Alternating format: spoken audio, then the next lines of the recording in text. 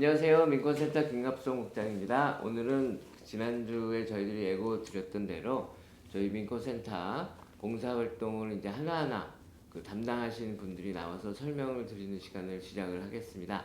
그래서 오늘 첫 시간에는 저희 민권센터의 차주범 선임 컨설턴트를 모시고 지금 가장 이제 뜨거운 이슈가 되고 있는 뉴욕주의 긴급 렌트 보조 프로그램 신청서를 어떻게 작성하는지 그거에 대해서 설명을 드리겠습니다. 그동안 이 신청서 자격 조건 등은 저희 방송을 통해서 충분히 많이 설명을 드렸기 때문에 그거는 지난 방송들을 참조하시고요. 오늘은 신청서를 작성하는 부분을 집중적으로 설명을 드리겠습니다. 예, 안녕하세요. 네, 안녕하십니까. 그럼 설명을 시작을 해주시죠. 예. 네, 오래 기다리셨는데 지난 6월 1일부터 뉴욕 주정부 기관에서 긴급 렌트비 지원 프로그램 온라인 신청 양식을 개설했고 또 접수를 시작했습니다. 이 프로그램은 이제 ERAP이라 그러죠. Emergency Rental Assistance 프로그램인데요. 이 ERAP 프로그램 이거를 관장하는 기관은 OTDA입니다. Office of Temporary and Disability Assistance, OTDA, 임시 장애인 지원국 거기서 관장을 하게 됩니다. 이 OTDA에서 온라인으로 신청이 가능하도록 6월 1일 9시를 기해서 사이트를 오픈했습니다. 그 사이트를 먼저 찾아가는 과정부터 여러분에게 보여드리겠습니다. 그 사이트 주소는 뉴욕 스테이트의 약자 NYS 렌트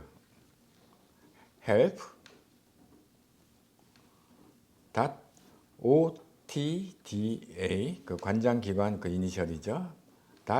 .ny .government의 앞글자죠. gov 이걸로 들어가시면은 맨 처음에 이런 초기 화면을 보시게 됩니다. 이 초기 화면은 일단 영어로 되어 있습니다. 그런데 왼쪽 상단을 보시면 여러분들이 한국어로 선택해서 들어가실 수 있습니다. 이 영어가 편하신 분들은 이 영어인 상태에서 계속 진행을 하시면 되고요. 한국어로서 양식을 사용하고 싶으신 분들은 이 한국이라고 되어 있는 요거를 클릭하시면은 전체 사이트가 한국어로 변환이 됩니다. 그리고 신청 양식도 자동적으로 한국어가 뜨게 되어 있습니다. 이때 신청은 온라인으로만 할 수 있는 거죠? 다른 방법은 없나요? 네, 다른 방법은 없습니다. 그러니까 신청서를 다운받는다든지 그래서 우편으로 보낸다든지 그런 방법은 없습니다. 그러니까 온라인으로 보내야 되기 때문에 여러분들이 온라인 작업을 많이 해보신 분들은 익숙하게 합니다만은 이제 익숙하지 않은 분들을 위해서 팁을 드리면은 세입자가 준비해야 되는 서류들 그것들을 미리 잘 준비하는 것이 중요합니다. 그래서 미리 준비해서 컴퓨터 한쪽 파일에 스캔을 한다든지 또는 사진을 찍어서 미리 저장을 완벽하게 해 놓으시고 그 다음에 이 신청에 들어가시는 것이 중요합니다. 그랬을 때 한 번에 끝낼 수가 있습니다. 이렇게 처음에 이제 초기 화면을 한국어로 바꾸게 되시면은 여기 등록이 있고 로그인이 있습니다. 세입자는 여러 가지 선택이 가능한데요. 이 사이트에 등록을 하고 신청을 해도 되고 이미 등록되신 분들은 로그인을 한 다음에 신청을 하셔도 되는데 세입자는 굳이 그렇게 하지 않으셔도 됩니다. 세입자는 지금 신청하기를 바로 클릭하셔서 들어가시면 되는데 다만 랜드로드 임대주 측은 반드시 이 사이트에 등록을 하셔야 됩니다. 그래서 등록을 하고 앞으로 이 사이트를 이용할 때 반드시 로그인을 해서 들어가야 됩니다. 우리는 지금 세입자가 지금 신청하기를 바로 들어가서 하는 방식으로 한번 해보겠습니다. 자, 지금 신청하기를 이제 클릭해서 들어가시면은요, 신규 신청이라고 이제 버튼이 나오지요. 그럼 이제 신규 신청을 누르면 이제부터 신청서 양식이 이제 본격적으로 진행이 됩니다. 이 신청서 양식은 총 11개의 항목으로 되어 있습니다. 신청자 정보부터 문서 업로드까지 이 11개의 항목에 대해서 하나하나씩 잘 차분하게 답변을 하시고 맨 마지막에 있는 저장 버튼을 누르시면서 이렇게 진행을 하시는 겁니다. 맨 처음 페이지는 이 신청자 정보입니다. 신청자 정보는 본인이 직접 신청하실 경우에는 여기서는 아니요 누르시면 되고 다른 사람이 그 도움을 받게 되면 얘를 누르면은 누가 도와주는지 그런 거에 대한 적게 되어 있습니다. 그래서 나머지 그 사항들은 평이합니다. 이름 넣으시고 주소 정확히 놓으시고 요 이메일 주소가 중요합니다. 이메일 주소가 왜 중요하냐면은 이 신청 그 절차 맨 마지막에 가시면은 이 주정부 기관으로부터 OTD로부터 어떤 방식으로 통보를 받기를 원하냐 그 선택하는 그 질문이 있습니다. 거기서 이메일을 선택하시게 되면은 앞으로 이메일로 통보를 받게 되시기 때문에 이 이메일 주소를 이렇게 정확하게 기입을 해 놓으시는 것이 중요합니다. 그리고 요 그 질문에 좀 긴장을 하시는 분들이 계실 것 같아요. 소셜 세큐리티 번호가 있느냐라는 질문이 있는데 요번 2차 11 지난번 1차와 달리 그 소셜 번호가 없으신 분들도 얼마든지 그 신청이 가능하기 때문에 없으신 분들은 그냥 솔직하게 없다 아니요라고 그냥 클릭을 하시면 됩니다. 있으신 분들은 예를 하고 소셜 번호를 넣게 되어 있습니다. 근데 없으신 분들은 그냥 아니요 하시면 됩니다. 그리고 선호하는 언어는 한국어가 편하시면 여기서 이제 옵션들이 나올 텐데요. 한국어를 이제 선택하시면 됩니다. 그 정도로 해서 이 첫 번째 페이지는 다 작성을 하시고 이 저장 버튼을 누르시면 다음 페이지로 넘어갑니다. 그리고 여기 소셜 시큐리티 번호가 있냐는 질문이 있는데 이거는 이제 이번에는 서류 미비자들도 신청을 할 수 있잖아요. 그러니까 그 부분에 대해서는 좀 설명해 주시죠. 예, 이번 2차 1랩이 지난번 1차 1랩과 결정적으로 다른 점이 소셜 번호가 없어도 신청이 가능하기 때문에요. 이 질문에 전혀 긴장을 하실 필요가 없습니다. 소셜 번호가 없으신 분들은 여기 아니오를 클릭하시면 됩니다. 근데 이 아니오를 클릭하게 되면 부가 질문이 따라오는데요. 다른 형태의 신분증이 있느냐 그런 질문이 있고 옵션이 있습니다. 뭐 그러면은 이제 운전면허증 저희 민권센터가 18년 투쟁해서 뉴욕주에서도 서류 미비자들이 운전면허증을 취득하게 되셨으니까 아마 운전면허증을 취득하신 분들도 있을 텐데요. 뭐 있으면은 있다고 하고요. 뭐 이 납세자 식별번호는 IT를 말하는 거죠. Individual Tax Identification Number. 개인 납세자 번호, 뭐 기타 정보 발행 신분증 이렇게 있습니다. 없으면 그냥 없다고 이렇게 하시면 됩니다. 선호하는 언어는 한국어를 뭐 선택해서 이렇게 넣으셔도 되고요. 이렇게 이 정도 되면은 밑에까지 인종이나 그런 것들을 있는 그대로 본인의 상태를 답을 하시고 맨 마지막에 한번 확인을 하시고 정보가 제대로 기입됐는지 특히 이메일 주소가 잘 기입이 됐는지 다시 한번 더블 체크하시고 그 다음에 이 저장 버튼을 누르면 다음 페이지로 넘어갑니다. 이제 두 번째 페이지죠. 네, 두 번째 페이지는 이제 코로나19로 인한 어려움을 진술하는 페이지입니다. 이 렌트비 지원, 체납 지원 프로그램이 설계된 그 원리가 코로나로 인해서 경제적 타격을 입었다라는 것이 자격 요건 중에 하나입니다. 그러니까 형식적인 질문들이 있습니다. 여기 보시면은 기준 연도죠, 2020년 그리고 기준 날짜죠, 3월 13일 그 이후로 실업수당을 받은 적이 있느냐라는 질문부터 그리고 이제 결정적으로 경제적인 영향을 받은 적이 있느냐, 뭐 가계소득 감소부터 그런 걸 솔직하게 답변하시면 됩니다. 그리고 신청하는 본인이나 또는 가족 구성원 중에서 여기 해당되는 것들이 있느냐라고 질문하는데요. 이 보기들은 보니까 지금 우선순위가 있지 않습니까? 처음 30일 동안은 각 지역별로 설정된 중간소득 AMI라 그러죠. Average Medium Income 중간소득 50% 이하로 가정 소득을 올린 가정과 또 재향군인이나 그런 사람들에게 처음 30일은 우선적으로 지급하겠다고 지금 방침을 밝히고 있습니다. 아마 그 우선순위를 좀 파악하려고 요 마지막 질문은 있는 것 같습니다. 여기에 해당되시면은 클릭을 하시면 되겠습니다. 그래서 요 간단한 페이지니까요. 다 작성을 하시고 역시 저장을 누르면 그 다음 페이지로 넘어갑니다. 여러분들이 이제 여기에 나와 있는 항목들을 답변을 하시다 보면은 이 온라인 신청 양식의 맨 위에 상단에 이 신청 번호를 저장하십시오라는 그 말과 함께 이 신청 번호가 나옵니다. 6자리입니다. 알파벳과 숫자가 조합된 이 6자리가 본인의 신청 번호입니다. 이 신청 번호가 굉장히 중요합니다.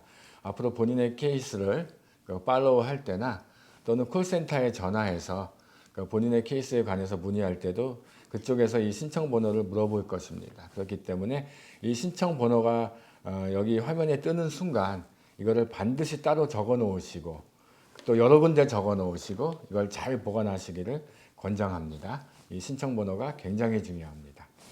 자, 세 번째 페이지입니다. 추가 가족 구성원이라고 이제 되어 있습니다. 그래서 만약에 그 싱글 패밀리로서 혼자 단독으로 신청하시는 분들은 아니라고 대답하시고 그냥 저장을 하시면 간단하고요.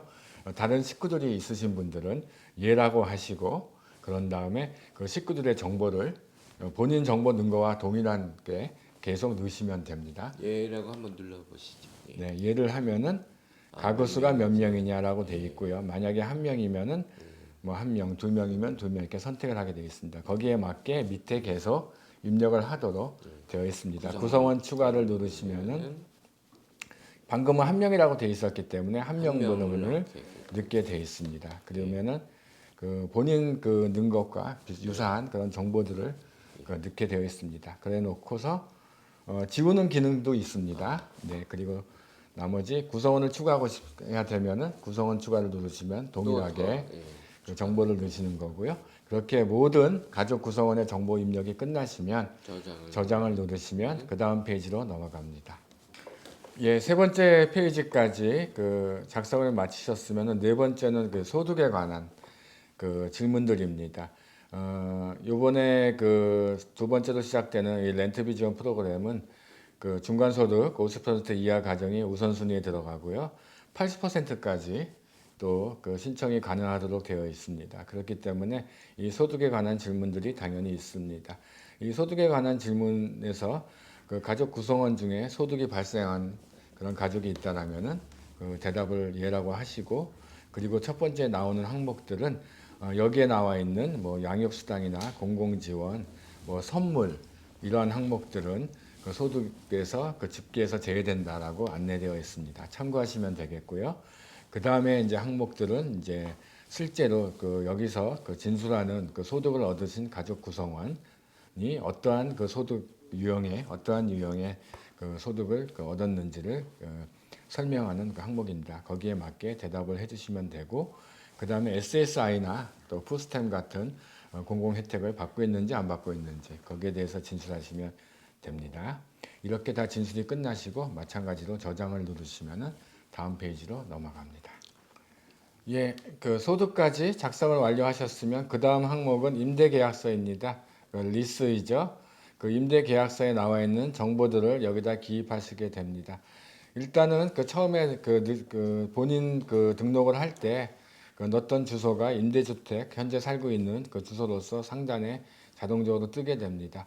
그리고 임대계약 기간은 그 리스죠. 그 임대계약서에 나와 있는 그대로 1년이면 1년, 뭐 2년이면 2년 그 기한을 보시고 정확히 그 임대계약이 언제 끝나는지 그 임대계약서에 의거해서 정보를 기입하시면 되고 나머지는 그 현재 살고 계신 주택 유형이나 뭐 이게 침실이라고 이렇게 번역이 되어 있는데요. 요거는 뭐 스튜디오냐, 원베드룸이냐, 뭐 투베드룸이냐 그거를 이제 선택하게 되어 있는 항목입니다. 어떤 분들은 이 거주지 형태에 대해서 조금 어떤 걸 선택해야 될지 이제 망설여지는 분들도 있을 것 같은데요. 기본적으로 대부분의 이제 주택들이 뭐 일반 아파트이거나 또는 그 하우스이죠. 그래서 거기 항목에 맞게 선택을 하시면 되고 그 임대료 통제라는 것은 이제 현재 살고 계시고 있는 그 아파트가 그 렌트 스테빌라이즈드 된 아파트들 그러니까 그 렌트 안정법 규제 대상 아파트인가 그거를 이제 묻는 항목입니다. 만약에 그렇다면 여기 임대료 통제 여기에다가 클릭을 하시면 됩니다. 그 렌트 스테빌라이즈드 아파트먼트들은 임대 계약서를 보면은 그 랜드로드가 임의대로 그 렌트비를 올리지 못하게 되어 있기 때문에 1이어 얼마, 2이어 얼마 이렇게 그 넘버가 나와 있습니다.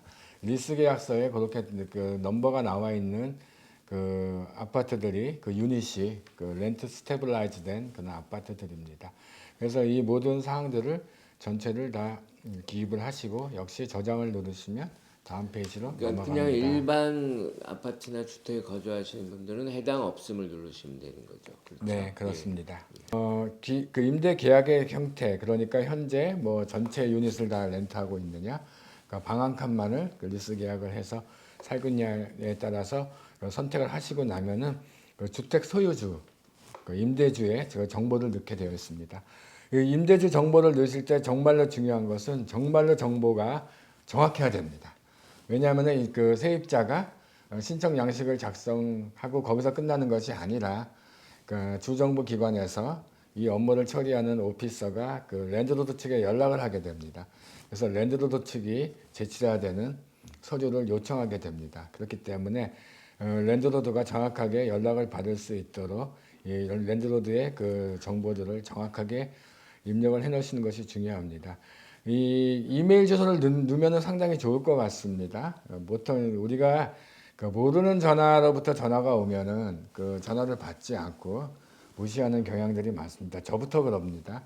그렇기 때문에 랜드로드에게 이메일을 연락할 수 있는 만약에 이메일 주소를 확보하실 수 있다면 크게 도움이 될 것 같습니다. 그렇게 그 주택 소유주 랜드로드의 정보까지 다 입력을 하시고 저장을 누르시면 다음 페이지로 이동합니다.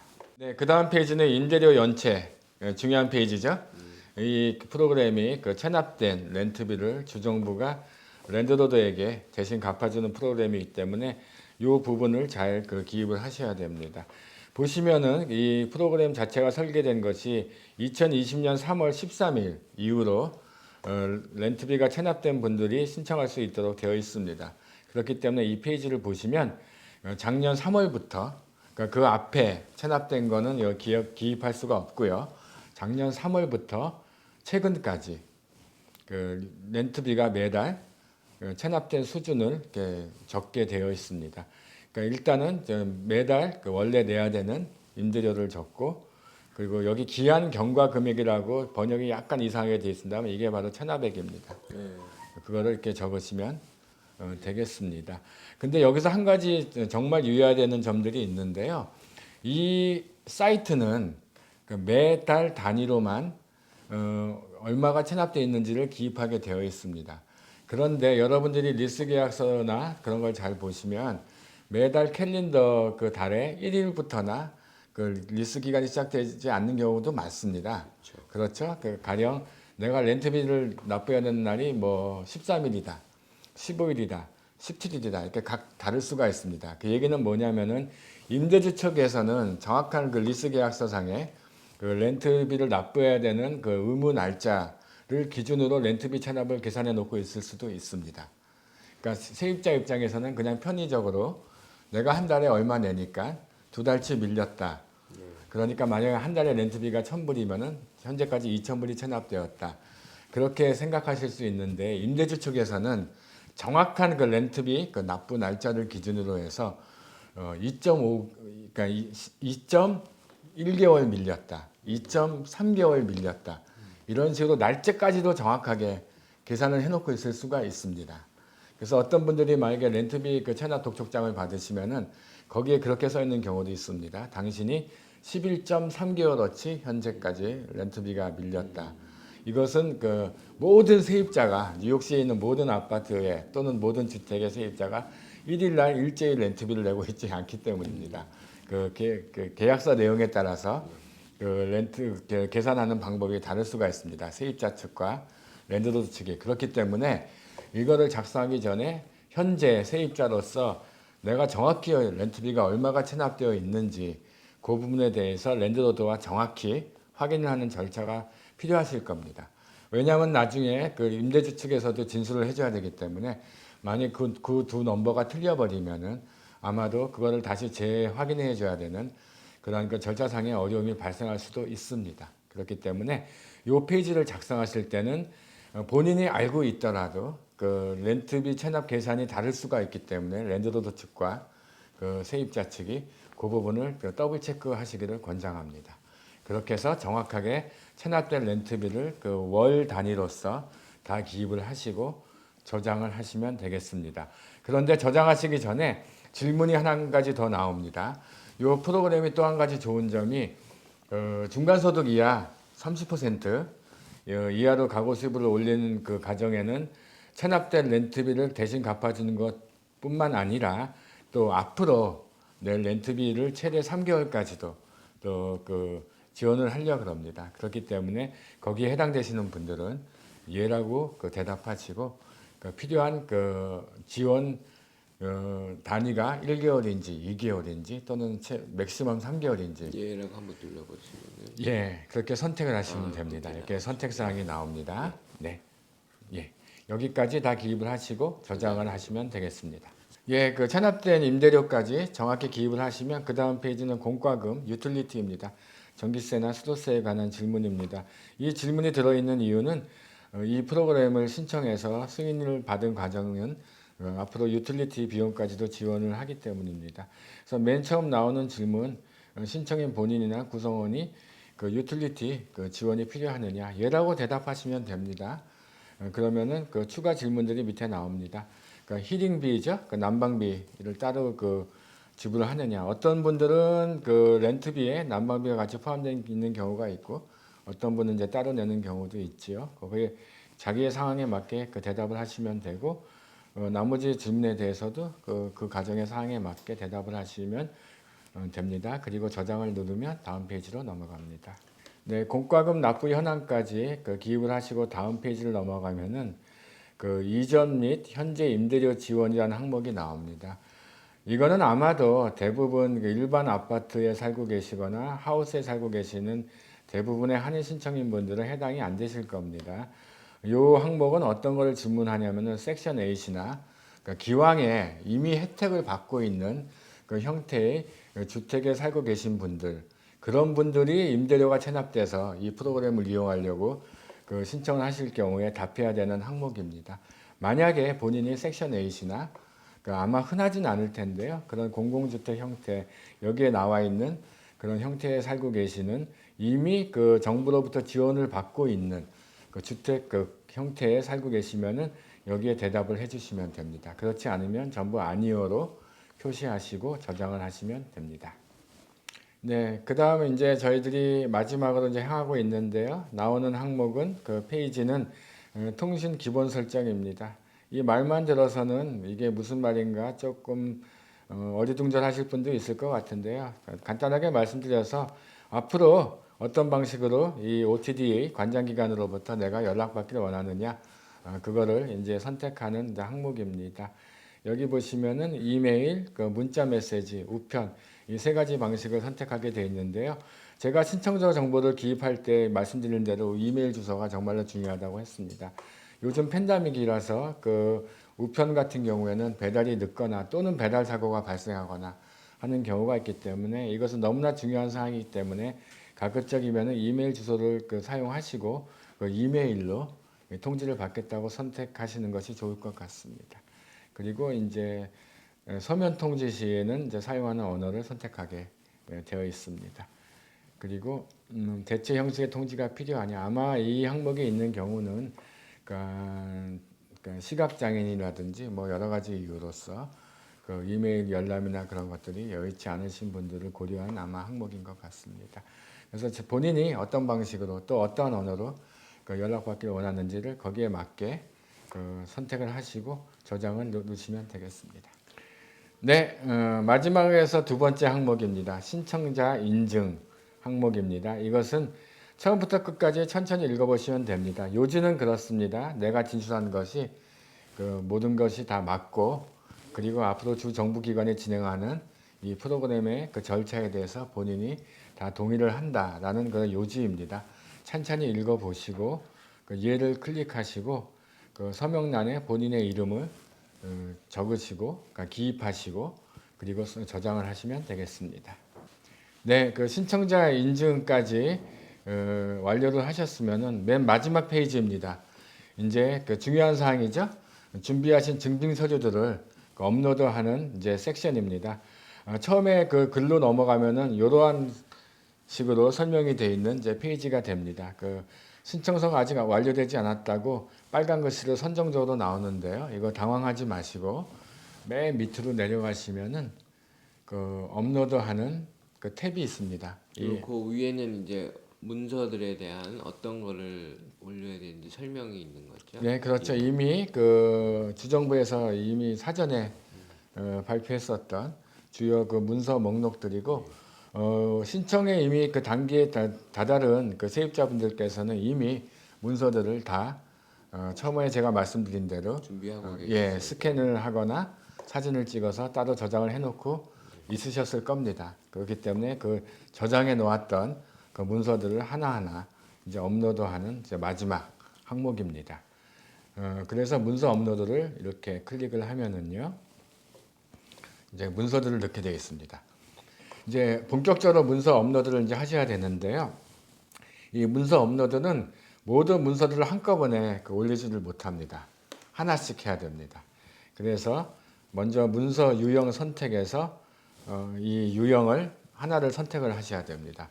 가령 본인 신분증, 여권이나 또는 드라이버 라이센스, 운전면허증을 만약에 먼저 업로드를 하겠다. 그러면 사진이 부착된 아이디 그래 놓고 이제 파일 선택 이거를 이제 하셔서 저장된 그 파일을 찾아서 업로드를 하시면 되겠습니다. 그거를 이제 누르시면 쭉 리스트가 뜨는데 간혹 가다가 그 리스트에 뜨는 서류를 다 올려야 되냐라고 물어보는 분들이 있는데 그게 아니죠. 네, 그렇지가 않습니다. 기본적으로 세입자는 본인 증명, 그리고 가족 구성원 증명, 임대 증명, 소득 증명, 그리고 그 거주 증명, 마지막으로 유틸리티 빌 증명입니다. 그것만 적합하게 그 서류들이 갖춰져 있다라면은 여기에 있는 모든 항목을 다 찾아서 업로드하실 필요는 없는 겁니다.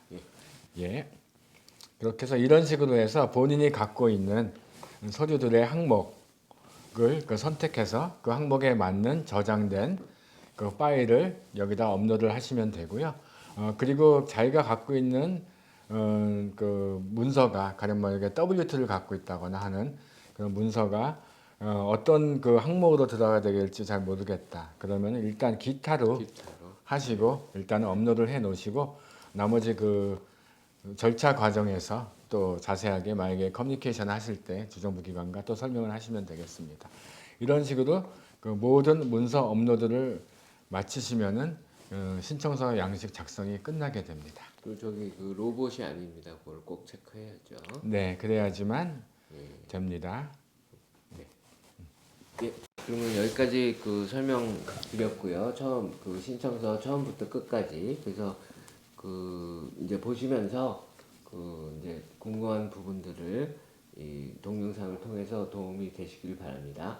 그리고 이제 그 저희 민권센터에서는 이 신청서 작성이나 또는 자격 요건이나 이런 것들에 대해서 이제 전화로 상담을 해드리고 있습니다. 전화번호는 718-460-5600으로 전화해서 문의하시면 되고요.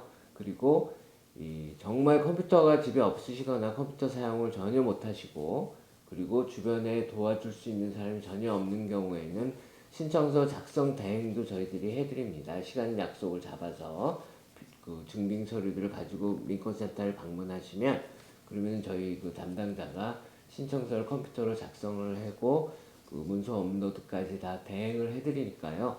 그 서비스가 필요하신 분들도 718-460-5600으로 전화하셔서 문의해 주시면 됩니다. 예, 오늘은 뉴욕주의 긴급 렌트 보조 신청서 작성에 대해서 설명을 해드렸고요. 다음 주는 또 다른 저희 민권센터의 봉사활동 내용에 대해서 설명하는 시간을 갖도록 하겠습니다. 시청해 주셔서 감사합니다. 고맙습니다.